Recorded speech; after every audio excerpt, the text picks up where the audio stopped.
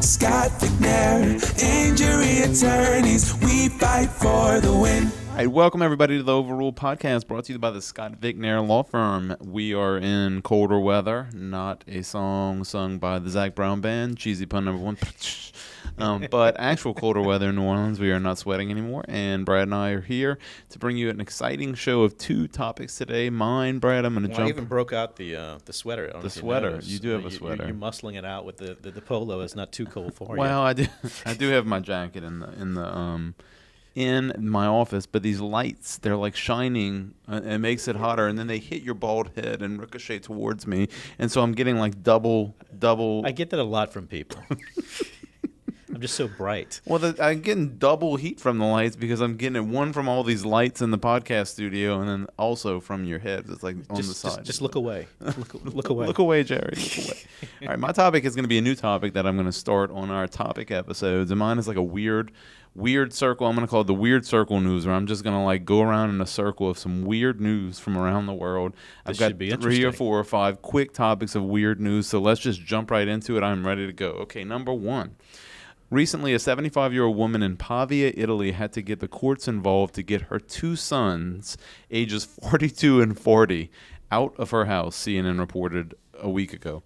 She describes her sons as parasites who had been living with her without contributing financially, even though both had jobs. Judge Simona Caterbi, a judge in Pavia, Italy, called the brothers Bambacchioni. There's going to be an Italian listen to this show. Oh, they're gonna murder you. Or big babies, and declared that they have until December 18th of this year to vacate the mother's home.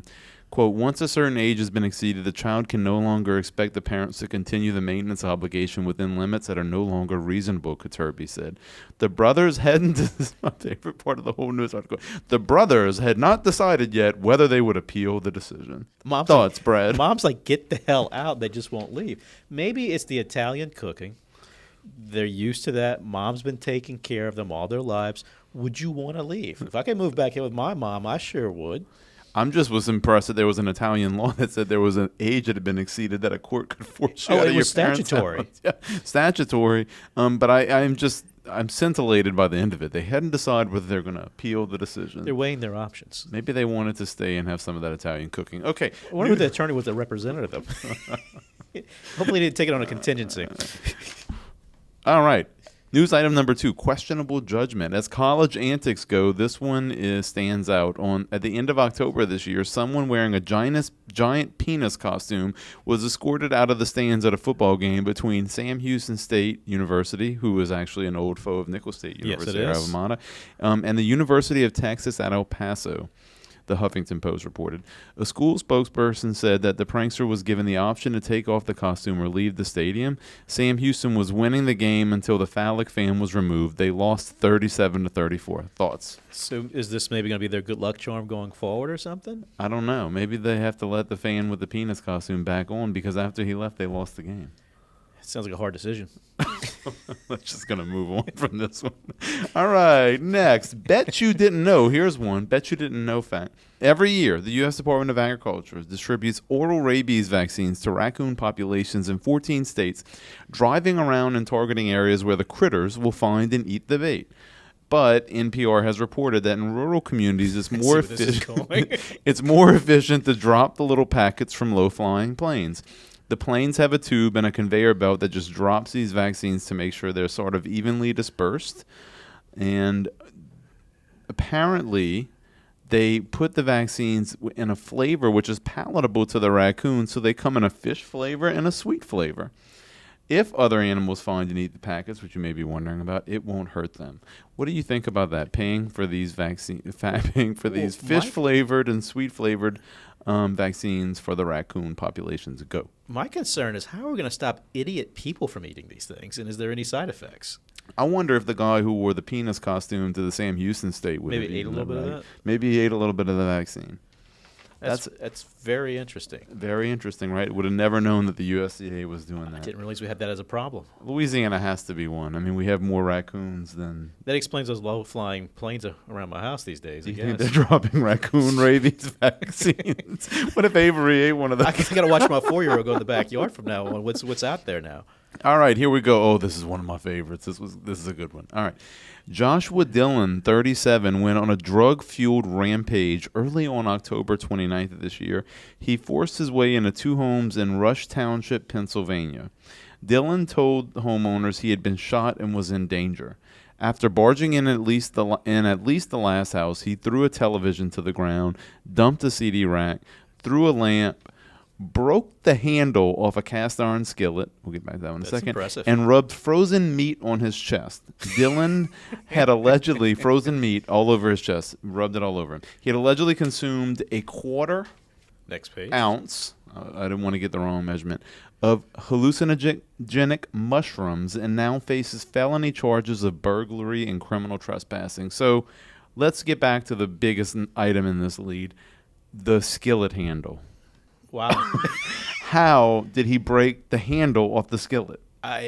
Those are some magic mushrooms. Like, right? It may have been like those Mario mushrooms. You take them and you grow bigger, and then he had the strength to do it. Okay, let's really map this out. How, if you had a cast iron skillet, how would you get the handle off the skillet? I would have to cut it off with something. You just don't do that. It'd have to be like, you're a woods worker. Maybe like, it's that Italian mother that we talked about earlier. Maybe she was beating her kid's head with that skillet, and it's just worn out the handle over time. I can't get past this one. Like, how did the handle get off the skillet? It had to be. Could a saw cut through cast iron? Yeah, that's impressive. Would you have to like heat it up? But there's no way that this dude on hallucinogenic Have we seen mushrooms evidence could have of figured this? that out. I mean, this might be fake news. I'm telling you, that skillet handle, I couldn't read. Okay, I got one last one for you.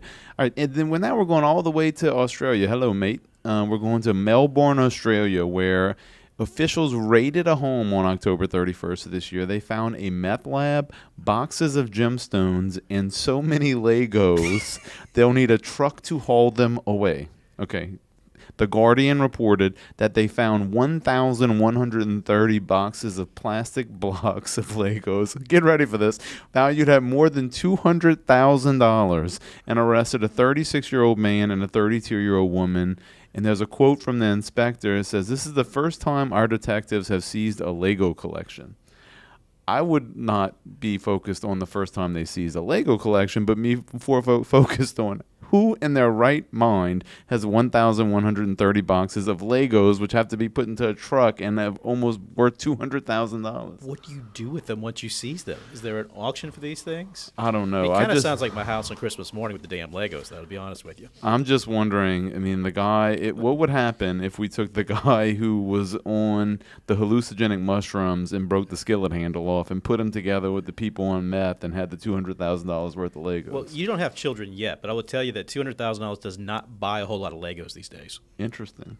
That expensive? You go to those stores. They're branded products now. They get you.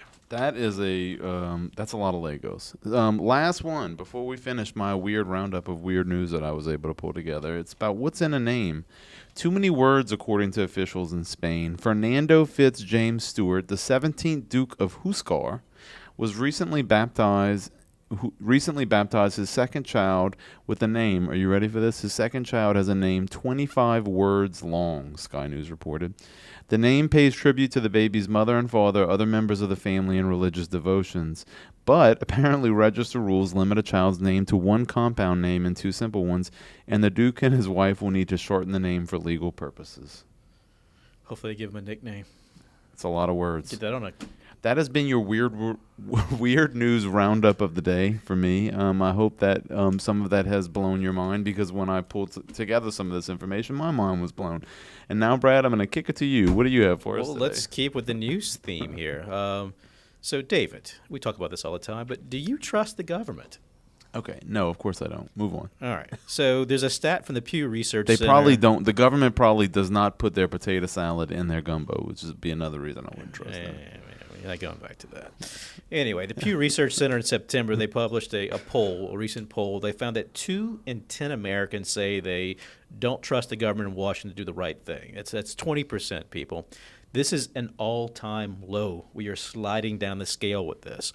This is one of the lowest measures in the last 70 years that they've been doing the polling. This compares to like in the 1960s when the number was about 80% of people who say they trusted the government. So we don't trust the government, obviously. Now, do you trust the news media to tell you the truth? I think I trust the government more than I trust the news media. You're not alone. A Gallup poll that I found, they say only 1 in 3 people, about 34%, they trust the mass media to report the news fully, accurately, and fairly. So there's absolutely no trust anymore for our institutions. We're seeing a record decline in these numbers. Now, at the same time that we're not trusting the government, we're seeing a uptick in the acceptance of people's acceptance of conspiracy theories. There was a study done in Germany. They polled U.S., Great Britain, France, and Germany. 1 in 4 people, 25%, believe that when it comes to so-called conspiracy theories, there's more to them than the official accounts of the events. 1 in 4 also believe that the mainstream media are not telling us the truth, and therefore they prefer to obtain information from independent sources. So I ask you, what are these independent sources they're citing now? Social media. Oh, great. So we're at a state now where these independent sources, social media is becoming our news media that's trusted. Is this topic like designed to make me depressed? Because this is what it's this doing. This is my topic here. You know that. Thank you so much for the depression on a Tuesday. Social media as a trusted news source is gaining popularity. And, I was kind of thinking of this. We had that recent fire in Maui. And if you remember, there was this conspiracy theory kind of running around that there was this direct energy weapon that sparked flames in Maui. And yeah, I bet that's what there it was. was some kind of thing. But a lot of people grabbed onto this. I know a lot of people that I have a lot of respect for, very educated people. That's what people were talking about, this news story out of Maui and this direct energy weapon causing these fires. And apparently the blue cars didn't burn or something like that. But the problem is that took a lot of the energy and focus away from the real story and the tragedy that was going on. So there's some social consequences to these stories kind of being put out there. Another thing I've been looking at, kind of, we don't trust the government anymore. We're looking for social media for our news. There's a big gap in generations. I'm a Gen Xer. You're what, millennial? I screw up the generations all the time, but I think I'm a millennial. The generation of my kids no, I'm right definitely now, a millennial, but people don't believe that, but I am a millennial. So what you're seeing now with a lot of I these don't think kids, I am, because I mean there's some pretty negative connotations about millennials. it's not a bad thing. But the thing is, a lot of it's I think it might be the way we grew up. I'm kind of the last generation where we didn't grow up with a digital footprint, basically. We didn't look to digital sources for things. News was disseminated in a You were more... still stamping, like when you'd write a letter, you would still stamp wax on the outside of it like a hot stamp. That's when you grew up, right? You realize what I bought in Italy? I literally bought a wax stamp set to seal my envelopes with. I have it in my desk in the office. I didn't even know that, but you show know what? that. I will not take offense to your statement. Well, I don't think you should take offense because you don't put your potato salad in your gumbo. Up the bar, you fancy people from Thibodeau. But anyway, my generation, Gen X, we were inherently skeptical people. We didn't believe anybody. We were the latchkey generation. We were fed to the world very early on to figure things out. So we don't trust anybody. Now, what you have now, this newer generation coming out, they're in this digital age. They've grew up with an iPhone, with social media and things of that nature. They look to these types of devices and these types of things. This is their news dissemination. This is where they get it from. And I think you're seeing that transition now in our society where these social media influencers are having a lot more impact on even what people believe as the news. The problem with that is, like, for instance, in the Maui situation, there was a picture that circulated around social media of what they said was a laser beaming coming from space. That was proof of what had happened in this explosion. Are you serious with this right now? Yes, this went around. I mean, this was big. People were reposting this thing. It went viral. Come to find out, the photograph actually was a photograph of, and I forgot where it was. It was a generator that had exploded, and it was an arc. The light beam was going up, not coming down. But this took off. And the person who kind of posted that stuff and it went viral made a ton of money from doing that. So there's a huge financial incentive now for these people to create these fake news stories, piggyback them on actual events, and it's becoming very financially lucrative for them to do this. And we have this generation now of people who are coming up that they're not very skeptical. You know, we took Skepticism 101 when I was in school. We disbelieved everybody. Now they don't really question these things as much. And that's where it kind of was going with this story is people really, really need to learn to be a lot more questioning of these things they're seeing on social media and to basically think before you share. because it may seem funny and interesting, but when you repost these things, somebody's making money off of this stuff. It's financial gain, and unfortunately, with AI technology and deep fakes, I think we're on a slippery slope here on where a lot of this stuff is going. You spend a little bit of time on social media, you see these things going around, but are you concerned with that and how if we're not trusting our news outlets and our government, and we're having more and more trust in these social media platforms? How do we fix this as a society? Where do we pull this back in? How does it get policed? Is it going to be someday that misinformation becomes misrepresentation? Maybe we have lawsuits and there's court actions where people actually cause damage. How is this going to be policed? What are your thoughts on that?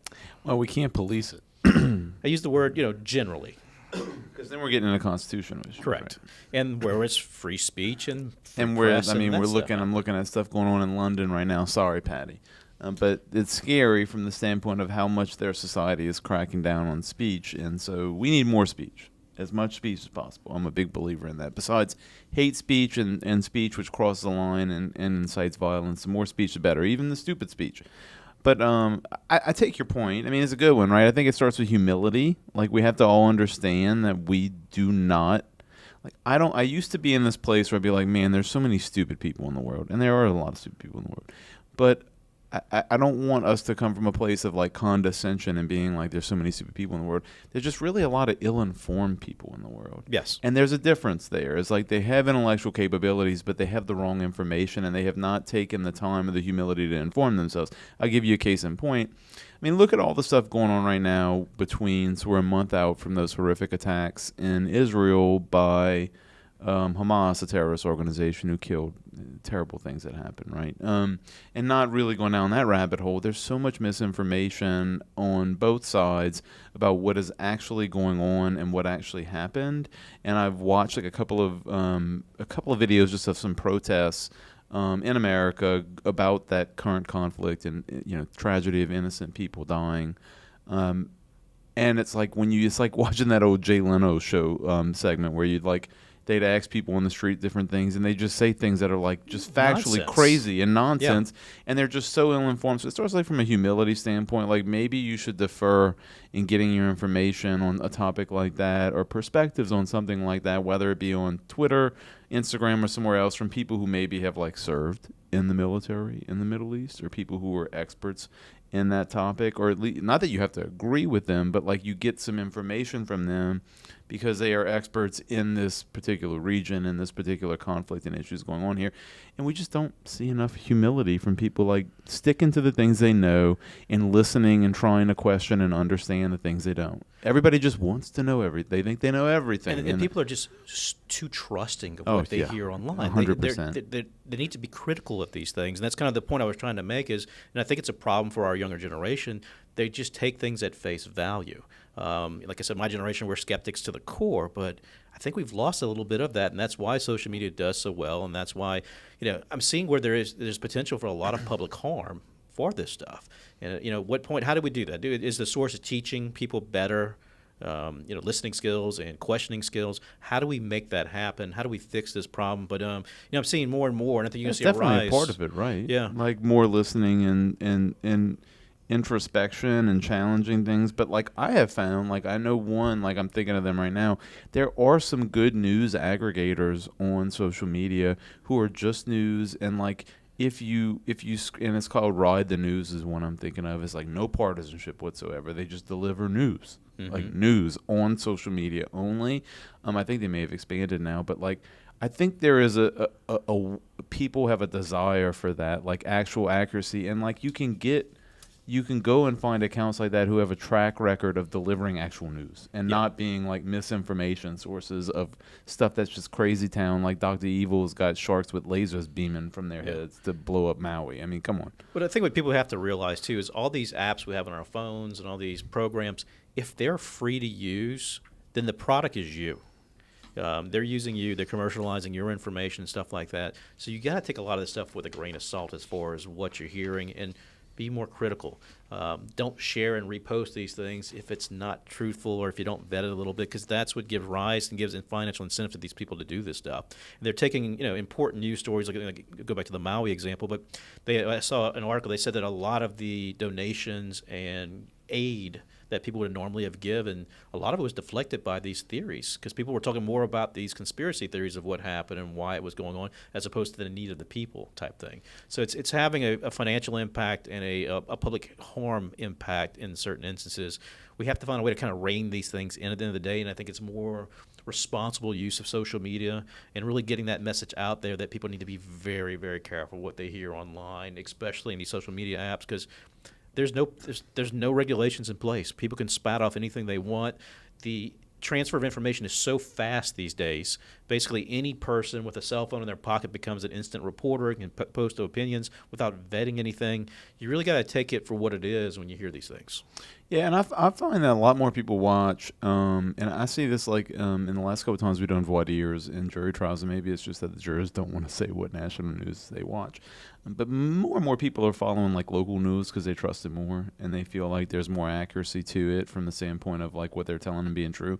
But we've really gotten this bad thing that's developed over the last 10 or 15 years, and I think social media has led to it from my perspective, which is like we get in these silos, whether, you know, the show isn't about politics, but like in political issues especially, but even in many other things, it's like we just get in these silos of like we listen to what we want to hear and what validates what we think and what we believe, and that's like such a boring existence of life. Like, come on, like go challenge yourself, like go listen to somebody who maybe you don't disagree with on a particular current event issue or an issue of history, society, things of that nature.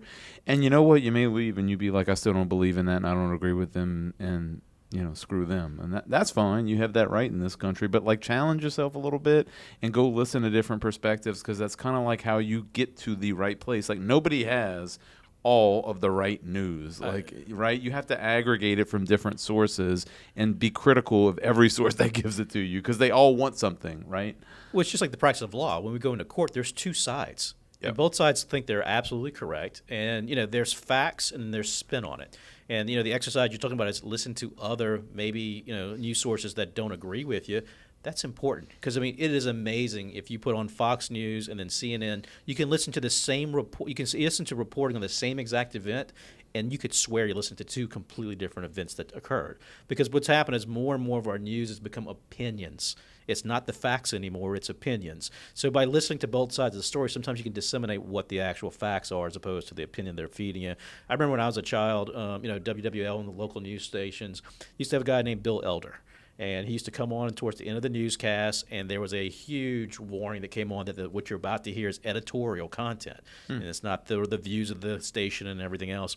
And then Bill Elder would come on and give opinions about the news. And then he was finished. They would have another disclaimer. So the news was separated from the opinion content. In today's world, it's one of the same. Mostly what we hear is opinion and spin. The real facts get buried in that, and people just kind of, I think there's a bias towards wanting to hear things that agree with what your position is. And that's a slippery slope, I think. If people don't start getting more aware of that, I think we will become more and more polarized as a society. Well, thanks for once again depressing me, Brad. You're getting really good at this. My pleasure. Really exciting that you depress me, that no one has confidence in anything. And so now we're going to... And I don't, you know, tonight I guess I'm going to have to pour a bourbon and think about this skillet, because I'm really struggling still to this day to figure out. I think we need to test this. I mean, this guy took meat, slammed it, smeared it all, raw meat, slammed it all over his chest, and then yanked the handle off a skillet. I think we go to Cracker Barrel, buy a couple of cast iron skillets, and we go do some testing. No, because then it makes me feel like it's a waste of a skillet. I mean, you cook down a skillet, and you do a lot of good dishes in a skillet, and you really get a bunch of oil cleans with it. Like, that's a really good thing. You got to season it. Well, you got to season it. I'm not talking about using a seasoned skillet, just brand new skillets. I don't want to waste a good skillet. We're gonna kill ourselves if we try to do that. So I don't think I'm gonna break a skillet off. But I am trying to figure out in my head how Kyle's looking at me like he has a few ideas after we're done on how the skillet can handle. I think Kyle can do it. If you're watching this show on YouTube and you have an idea about how the skillet handle was cracked off, please tell us in the comments. Well, exciting topics, exciting discussion. Hope everybody enjoyed it. Thank you all for listening again. This has been the Overruled Podcast, brought to you by the Scott Vignair Law Firm on behalf of myself and my co-host and law partner, Brad Scott. Thank you all for listening. Thank you for being a follower. Download and invite somebody along. Talk to you next time. Y'all take care. Scott Vignair, injury attorneys, we fight for the win. information is for illustrative purposes only and does not constitute tax, investment, or legal advice. Always consult with a qualified investment, legal, or tax professional before taking any action.